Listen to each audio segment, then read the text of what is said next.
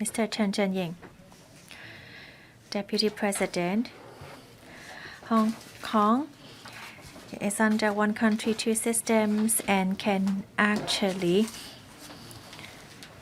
help us to create a synergy for the financial services, and we will be able to have room for development. I'd like to thank Mr. Chung Guoban for proposing the motion, and the amendment made by Mr. Holden Chow will be able to call upon the government to continue to consult the public and to ensure that the industries will have a strong roadmap to attract talents and to make good use of the opportunities in the GBA.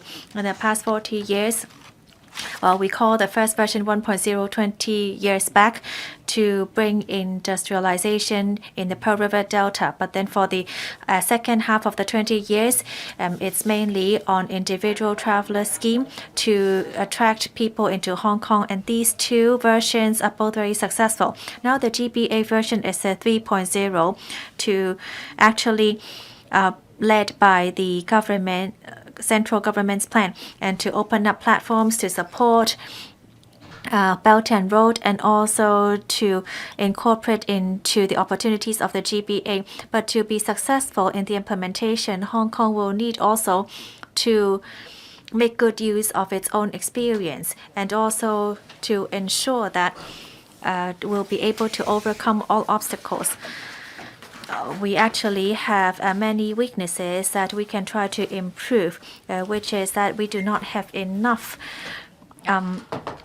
in innovation. Well, Hong Kong is seen as actually the modern service hub because a service actually constitutes about 90% of our GDP. Well, we actually is very small. The original principle of CEPA is to try to open up the doors to the mainland market, and actually we have signed many supplementary agreements after the original agreement, and it does have its use in Hong Kong development. But then we still need to have a comprehensive realization, because there are 4 different kinds. We need to look into the cross-boundary and also for natural entities, etc.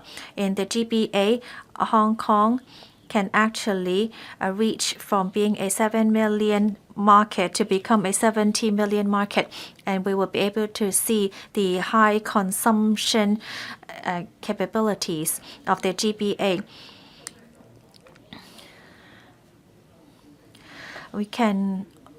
We don't have to only focus on the Pearl River Delta under CEPA. We should actually have a cross-boundary service which allows Hong Kong to provide service directly to the GBA, and that will be a breakthrough.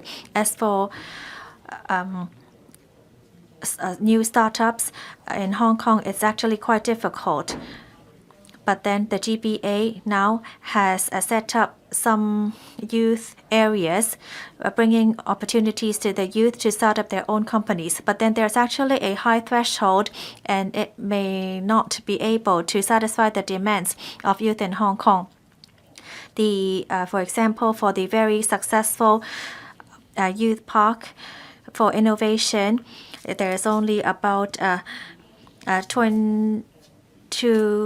27,000 square meters.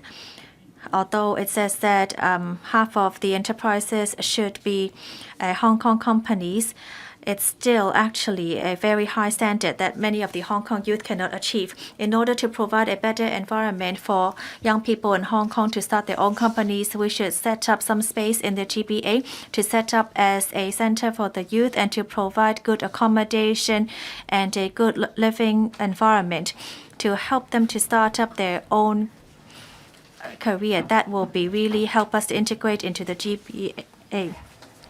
We should also open it up to other youth so that youth from Hong Kong, Macau, and Guangdong can also cooperate in their businesses.